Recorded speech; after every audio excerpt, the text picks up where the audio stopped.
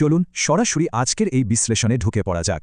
Cultivation বা শক্তি সাধনার জগতে সম্প্রতি যে চরম বিশৃঙ্খল আর একেবারে মাথা ঘুরিয়ে দেওয়া ঘটনাগুলো ঘটে গেল, আজকে আমরা সেটাই ডিকোড করতে যাচ্ছি। মানে একেবারে অবিশ্বাস্য ব্যাপার-স্যাপার। প্রথমেই যে বিশাল প্রশ্নটা আমাদের সামনে এসে দাঁড়াচ্ছে তা হলো কিভাবে একজন একেবারে সাধারণ কোনো ক্ষমতাহীন একটা বাচ্চা মাত্র কয়েক সেকেন্ডের মধ্যে সরাসরি প্রোফাউন্ড কানেকশন লেভেলে পৌঁছে যেতে পারে। একবার ভাবা যায় ব্যাপারটা, এটা তো সাধারণ কোনো নিয়মে ঘটা একেবারে অসম্ভব, আর ঠিকই অসম্ভব জিনিসটাই মাস্টার থেকে শুরু করে সবাইকে রীতিমতো হতবাক করে দিয়েছে। তো এই মূল রহস্যে যাওয়ার আগে ব্যাকগ্রাউন্ডে কি অদ্ভুত কাণ্ড চলছিল সেটা একটু মনে করা যাক। আমরা তো জানি কাল্টিভেশনের জগতে সেভারিং দি অ্যাভাটার নামের একটা মারাত্মক ব্যাপার আছে।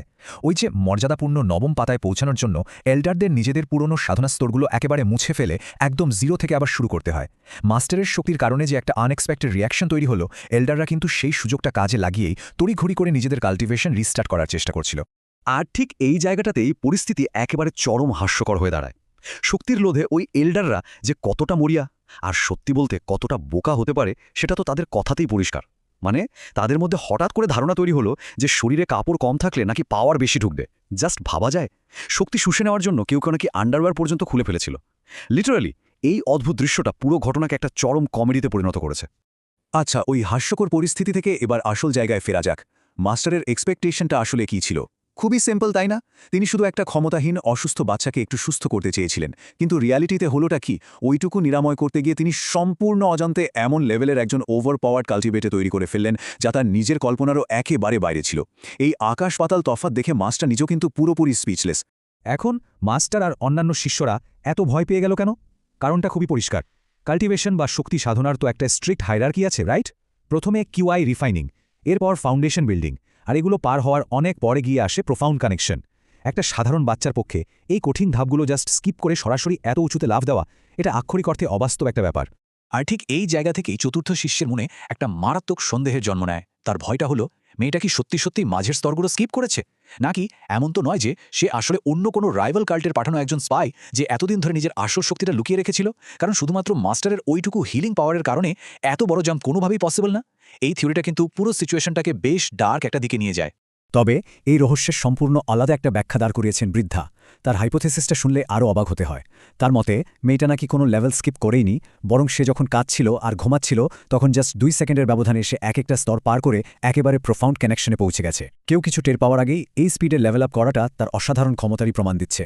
আর যখনই এল্ডাররা এই বাচ্চার ট্রু পটেনশিয়ালটা বুঝতে পারল, ব্যাস শুরু হয়ে গেল এক চরম নিলাম যুদ্ধ। প্রত্যেকেই মরিয়া। এল্ডার হুয়া তো প্রমিস করছেন তাকে দুনিয়ার সেরা কাল্টিভেটর বানানোর। ওদিকে টাকমাথা এল্ডারের অফার হলো কিভাবে অষ্টম পাতা পর্যন্ত নিজের পাওয়ার লুকিয়ে রাখতে হয় সেটা তিনি শেখাবেন। প্যান্থিয়ান আবার নিজের বয়সের দোহাই দিয়ে অধিকার ফলাচ্ছেন। আর বৃদ্ধা চেষ্টা করছেন নারীত্বের একটা ইমোশনাল কানেকশন তৈরি করে তাকে নিজের দলে টানতে। মানে রীতিমতো কাড়াকাড়ি অবস্থা।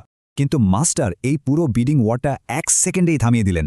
একেবারে ক্লিয়ার কাট জানিয়ে দিলেন কেউই তাকে পাবে না। তবে এখানে খেয়াল করার মতো খুবই ইম্পর্ট্যান্ট একটা ডিটেল আছে। মাস্টারের এই রিজেকশনের ঠিক পরপরই ওই বৃদ্ধা কিন্তু খুবই সন্দেহজনকভাবে একদম চুপচাপ সেখান থেকে কেটে পড়েন। তার এই সাইলেন্ট এক্সিটটা কিন্তু জোরালোভাবে ইঙ্গিত দিচ্ছে যে পর্দার আড়ালে হয়তো আরও বড় কোনো চক্রান্ত চলছে।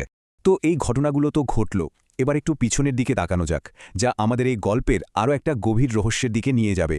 আর এই পুরো জিনিসটার কেন্দ্রবিন্দুতে রয়েছে একটা মাত্র সংখ্যা, 10। এই 10 সংখ্যাটা কিন্তু এমনি এমনি আসেনি।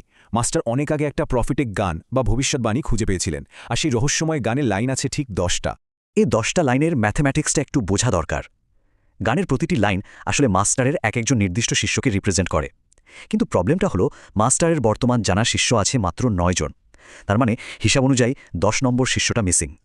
এই যে একটা গাণিতিক গরমিল, এটা কিন্তু মাস্টারকে দীর্ঘদিন ধরে ভেতরে ভেতরে রীতিমতো তাড়িয়ে বেড়াচ্ছে। আর ঠিক এখানে এসে দাঁড়ায় আমাদের আজকের সবচেয়ে বড় প্রশ্নটা। এই যে অবিশ্বাস্য ক্ষমতাসম্পন্ন একটা বাচ্চার হঠাৎ করে এন্ট্রি হলো, সেই কি তাহলে ওই ভবিষ্যৎবাণীতে বলা সেই হারানো 10ম শিষ্য, নাকি সে সত্যি অন্য কোনো রাইভাল টিমের পাঠানো ভয়ঙ্কর কোনো গুপ্তচর? রহস্যটা কিন্তু থেকেই যাচ্ছে। এই প্রশ্নের উত্তরগুলোই সামনের ঘটনাগুলোকে আরও বেশি ইন্টারেস্টিং করে তুলবে। আজকের মতো আমাদের এই সোর্স মেটেরিয়ালের বিশ্লেষণ এখানেই শেষ করছি। দেখা যাক এই কাল্টিভেশন দুনিয়ার জল শেষ পর্যন্ত কোথায় গিয়ে গড়ায়।